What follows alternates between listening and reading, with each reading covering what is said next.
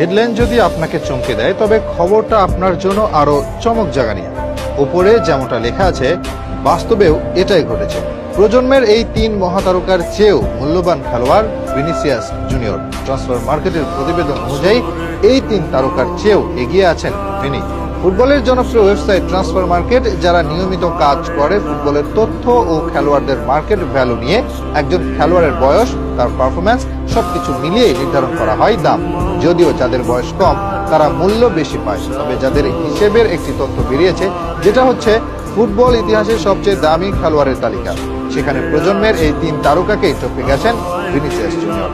যদিও ফুটবল ইতিহাসের সবচেয়ে মূল্যবান 20 জন খেলোয়াড়ের মধ্যেও নেই রোনালদোর নাম। ট্রান্সফার মার্কেটের হিসেব অনুযায়ী 2014 সালে তার মূল্য হয় সর্বোচ্চ 120 মিলিয়ন পর্যন্ত, আর এ কারণে তার জায়গা হয়নি 20 জনের মাঝেও।